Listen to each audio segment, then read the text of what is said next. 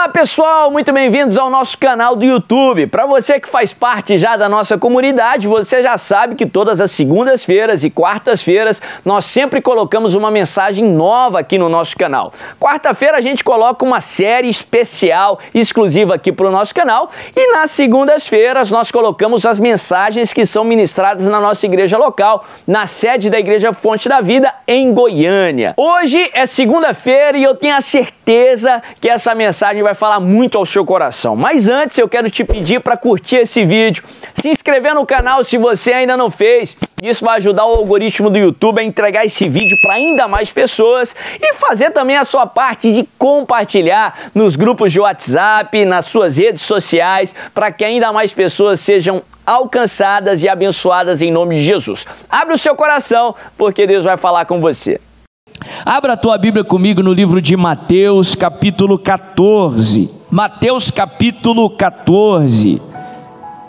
Eu vou ler a partir do verso 22. A Bíblia diz assim: logo em seguida, Jesus insistiu com os discípulos para que entrassem no barco e fossem adiante dele para o outro lado, enquanto ele despedia a multidão. Tendo despedido a multidão, subiu sozinho a um monte para orar.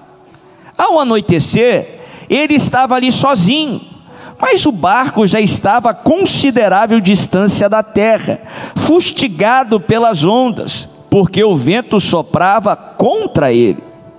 Alta madrugada, Jesus dirigiu-se a eles andando sobre o mar. Quando viram andando sobre o mar, ficaram aterrorizados e disseram: é um fantasma, e gritaram de medo. Mas Jesus imediatamente lhes disse: coragem, sou eu, não tenham medo. Eu não sei se você está debaixo de tempestade, mas o Espírito Santo te diz nessa noite: coragem, sou eu, não tenha medo, não temas. Continua lendo em nome de Jesus. Senhor, disse Pedro, se és tu, manda-me ir ao teu encontro por sobre as águas. Venha, respondeu ele. Então Pedro saiu do barco, andou sobre as águas e foi na direção de quem? Jesus. Mas quando reparou no vento, ficou com medo e, começando a afundar, gritou: Senhor, salva-me! Imediatamente Jesus estendeu a mão e o segurou e disse: homem de pequena fé, por que você duvidou? Quando entraram no barco, o vento cessou. Então os que estavam no barco o adoraram, dizendo: verdadeiramente tu és o Filho de Deus. Aleluia. Eu quero profetizar que esse problema que você está passando agora vai acabar como o problema dos discípulos acabaram, com as pessoas olhando para Jesus e glorificando a Deus. Essa dificuldade que você está enfrentando, Jesus está com você, Ele vai intervir ao seu favor, e no final da história as pessoas vão olhar para Jesus e vão glorificar a Deus. Uma passagem tremenda, uma passagem rica em lições, em verdades, que nos ensinam também a enfrentar as tempestades que estão adiante de nós, que nos ensinam a enfrentar o dia a dia, os problemas, as provas, que muitas vezes Deus permite que venha adiante de nós. A Bíblia fala que logo após a multiplicação de pães e peixes, Jesus veio de uma maneira sobrenatural, fez um milagre através de 5 pães e 2 peixes. Ele alimenta uma multidão de no mínimo 5.000 homens. Eu gosto de estimar que ali tinha no mínimo 10.000 pessoas, porque a Bíblia só conta os homens, e se obedecer aos padrões atuais da nossa sociedade, a quantidade de mulheres e crianças muitas vezes é maior do que a quantidade de homens. Então eu creio que era uma multidão ali de no mínimo 10.000 pessoas, e de uma maneira sobrenatural, Jesus usa os discípulos para alimentar aquela multidão. Logo depois, a Bíblia fala que Jesus, ele convoca os discípulos para que eles entrassem no barco e fossem para o outro lado. O termo no original aqui que Mateus usa no seu evangelho implica uma urgência. Segundo alguns comentaristas, e pegam aí a descrição lá de João, eles afirmam que depois ali da multiplicação de pães e de peixes, as pessoas ficaram tão impressionadas, tão maravilhadas, que queriam fazer de Jesus o rei delas ali na hora. O rei humano, o rei natural. Algo que viria ali em oposição ao domínio romano sobre aquela região. E talvez poderia até frustrar o plano perfeito do Senhor ali naquela região. Por isso que Jesus, como os planos de Deus não podem ser frustrados, ele convoca os discípulos, ele transmite uma urgência para os discípulos para que eles entrassem no barco, obedecendo a sua palavra e fossem para o outro lado. Mas a Bíblia fala que Jesus não foi com eles. O Deus encarnado, o Todo-Poderoso, o Rei dos Reis, que estava em forma humana, a Bíblia fala que ele se retira e sozinho ele vai orar. Fala comigo, oração. Mais uma vez diga, oração. Se Jesus, que era o Todo-Poderoso, o Rei dos Reis, que via como Deus via, que vê o futuro antes do futuro acontecer, que sabia o resultado daquilo tudo, aquele que é o Todo-Poderoso, aquele que era, que é e que sempre será, em forma humana, a Bíblia fala que ele se retira e sozinho ele vai orar. Quanto mais nós, meu irmão, quanto mais nós, se você quer experimentar o agir de Deus na sua vida, se você quer prevalecer mesmo em meio a tempestades, você precisa de oração, você precisa orar. Sim, oração coletiva é fundamental, de extrema importância. Os momentos que nós congregamos, estamos juntos como igreja e fazemos declarações proféticas, concordamos.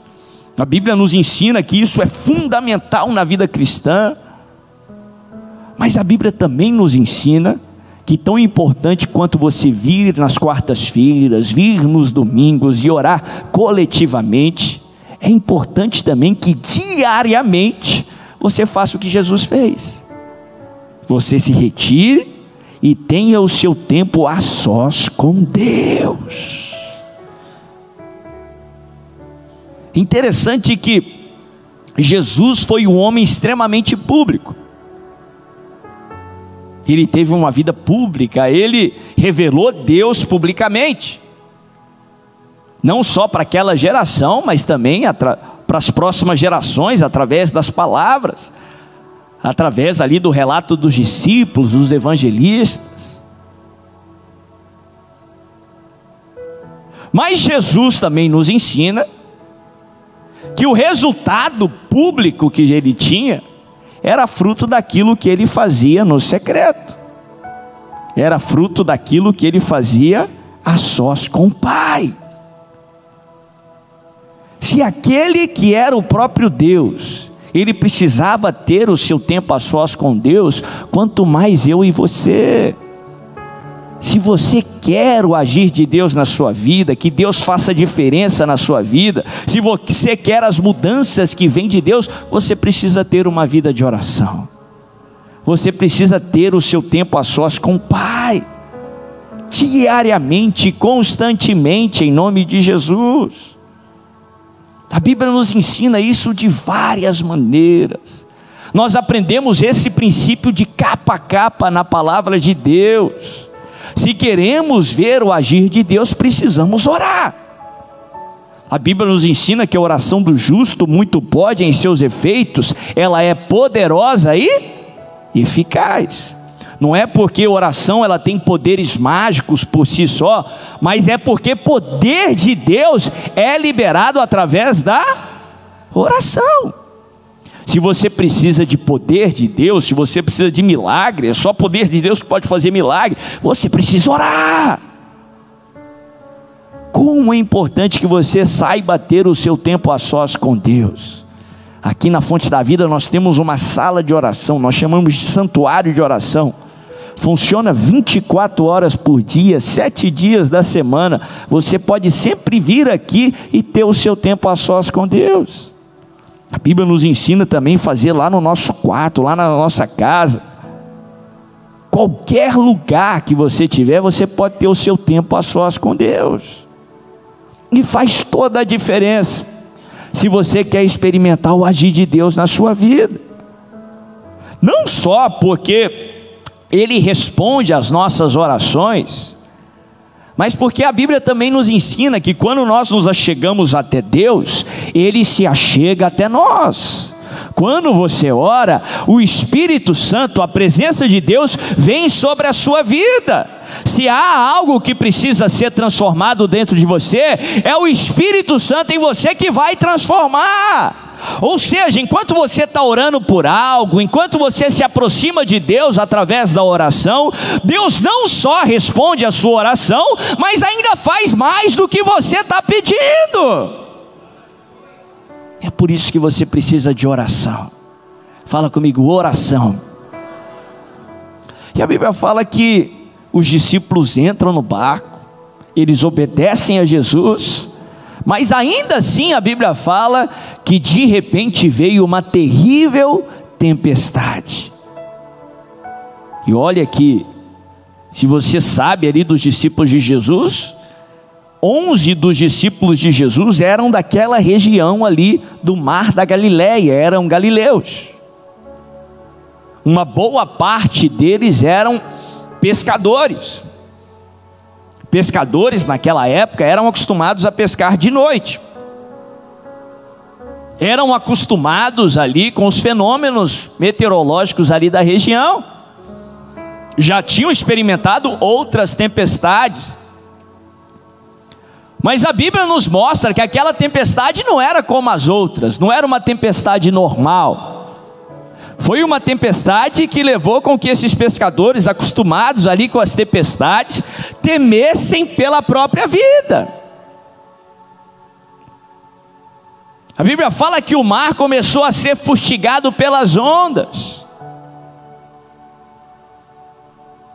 Uma lição que eu quero enfatizar hoje, eu vou ficar nela, é a seguinte: mude a sua perspectiva sobre a tempestade, porque a sua perspectiva sobre algo, a sua perspectiva sobre o problema é fundamental para o resultado que você quer ter sobre aquele problema. A não ser que você tenha a perspectiva de Deus sobre algo, você não vai experimentar o agir de Deus sobre aquela circunstância. A nossa perspectiva determina a nossa expectativa. Ela é conectada com a nossa expectativa, por isso que muitas vezes Deus vai nos levar a mudar a nossa perspectiva, para que só aí nós possamos mudar a nossa expectativa. Um exemplo bíblico aí para você entender: quando Abraão estava esperando ali para que Deus cumprisse a promessa, que ele tivesse um filho, Isaque, o filho da promessa, a Bíblia fala que ele esperou 25 anos para que essa promessa se cumprisse. Em determinado momento da sua vida, enquanto Abraão ele estava passando ali, enfrentando as dúvidas, a Bíblia nos ensina que os homens de Deus, apesar de Abraão ter sido o pai da fé, ele era humano como eu e você. Num determinado momento a Bíblia fala que Abraão estava debaixo de uma tenda, e para que ele pudesse ver aquilo que Deus tinha para ele, para que ele pudesse ver a maneira de Deus, Deus mandou com que ele saísse da tenda e olhasse para cima, mudasse a sua maneira de ver, mudasse a sua visão, mudasse a sua perspectiva. Muitas vezes Deus vai te trazer aqui na reunião, Deus vai te trazer aqui na Fonte da Vida, para que Ele possa trabalhar na sua perspectiva. para que você saia da sua tenda e comece a ver como Deus está vendo, para que você possa ver além dos limites que estão sobre você, porque uma perspectiva nova determina uma expectativa nova. Interessante que os discípulos, eles não entraram na tempestade porque tinham feito algo errado. Conserta a sua perspectiva sobre o problema.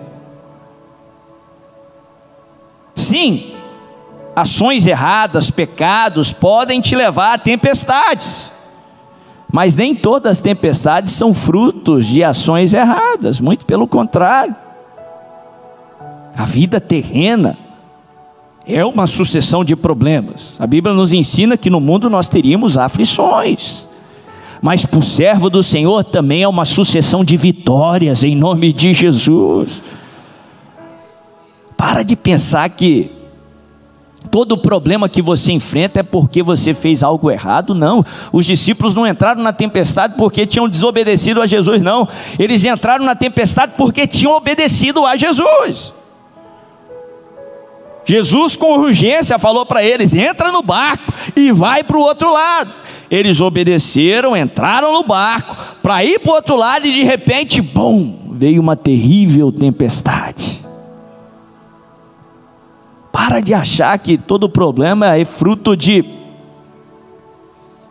pecado, de ações erradas. Se você está debaixo de uma palavra do Senhor, se você está em Cristo Jesus, saiba que você não passa por problemas em vão. A Bíblia fala que eles entram ali no barco e de repente vem aquela terrível tempestade. Uma perspectiva que eu refutei aqui, e para mim encaixa muito bem aqui nessa história: para de pensar que a vida cristã é uma vida sem problemas. Para de pensar que na vida cristã você não vai enfrentar problema. Eu não sei de onde veio essa ideia, porque em nenhum momento na palavra de Deus nós temos a vida cristã apresentada como um mar de rosas, uma vida de facilidades. Muito pelo contrário, Jesus desde o início falou que o nosso caminho seria estreito. Jesus nos prometeu que nós enfrentaríamos aflições. Muitas vezes, por conta dessas expectativas erradas, o ser humano sucumbe para a frustração, o que mina a fé, o que te afasta do propósito de Deus. Muitas vezes, por conta de expectativas erradas, o ser humano sucumbe para o medo, se acovarda. Não. Interessante um texto que está lá em 1 Pedro 4, verso 12 e 13.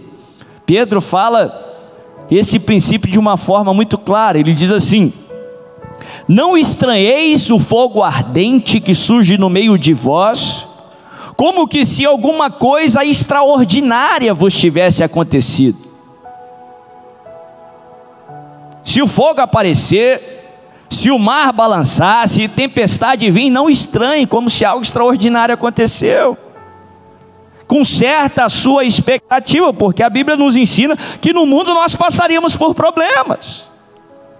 Mas presta atenção como Pedro conclui o texto. Ele diz assim: não estranheis o fogo ardente que surge no meio de vós, destinado a vos provar, como que se alguma coisa extraordinária vos tivesse acontecido, mas alegrai-vos à medida que sois coparticipantes dos sofrimentos de Cristo, para que na revelação da sua glória vos alegreis exultando. Em outras palavras, não estranhe o problema como se algo extraordinário aconteceu, mas pelo contrário, muda a sua perspectiva sobre o problema. Saiba que ainda que problema sai do controle humano, sai do seu controle, nada sai do controle de Deus. O problema não simplesmente acontece por acaso. Se você está correndo a carreira que Deus traçou para você percorrer, O problema aconteceu de propósito. Eu costumo falar que para o servo do Senhor, o problema não acontece simplesmente com o servo do Senhor. Não, o nosso Deus é soberano. Ele te ama demais para permitir você enfrentar um problema à toa, em vão. O problema não acontece simplesmente com o servo do Senhor. O problema acontece para o servo do Senhor. Se Deus permitiu que o problema viesse, Romanos 8:28 nos ensina que Ele vai trabalhar no problema para que o problema seja uma bênção para você. Para que o problema não te pare, não te atrase, para que o problema não seja ruim para você, pelo contrário, te promova, te acelere, te abençoe, em nome de Jesus. Por isso que Pedro diz, não estranhe como se algo extraordinário, uma surpresa tivesse acontecido. Jesus já falou que no mundo nós teríamos aflições, mas se alegre, porque o nosso Deus jamais perde o controle. Se Jesus te mandou entrar no barco, é porque Ele sabia que a tempestade iria vir. Se Jesus te mandou no barco sabendo que a tempestade iria vir, é porque a tempestade não vai ser o fim da sua vida, a tempestade não vai te vencer, pelo contrário, Ele preparou um caminho no meio dessa tempestade. Na hora certa Ele vai vir, se necessário, andando por sobre as águas. Na hora certa, se necessário, Ele vai cessar a fúria do vento e você vai chegar do outro lado. O propósito de Deus vai se cumprir na sua vida, em nome de Jesus. Interessante que, como eu falei aqui no meio da reunião, que a vereda do justo, o caminho do justo é como a luz da aurora. Justo no Antigo Testamento é uma figura do homem em Jesus, porque é lá que nós somos justificados. Quando nós estamos em Jesus, seguindo a Cristo Jesus, todas as vezes que Ele nos conduz, é como a luz da aurora. Se você está seguindo a Cristo, você está sempre progredindo. Você é como o sol no amanhecer, apesar de problemas, apesar de dificuldades. Se Jesus está conduzindo você para um outro lado, Ele está conduzindo você para um lugar melhor. Quantos estão entendendo o raciocínio? Se você está seguindo a Cristo, e Cristo te manda ir para o outro lado, como Ele fez aos discípulos, Ele estava levando os discípulos para um lugar melhor. Se você está seguindo a Jesus, você está sempre progredindo. Agora presta atenção e eu vou encerrar. Todas as vezes que Jesus enviou os discípulos para o outro lado, para um lugar melhor, eles enfrentaram problemas. Eles enfrentaram tempestades mais de uma vez. Eles enfrentaram escassez, falta de alimento. Eles enfrentaram dificuldades. E eu não sei para quem é isso, mas eu quero te lembrar em nome de Jesus. A tempestade que você está enfrentando, a escassez que você está passando, essa dificuldade que talvez veio de repente, não é para te acovardar, não é um mau sinal, pelo contrário, é sinal que o Senhor do Senhor está te levando para o outro lado. O Senhor está te conduzindo para um lugar melhor, o Senhor está te conduzindo para um lugar maior, o Senhor está cumprindo a palavra que Ele tem para a sua vida, em nome de Jesus.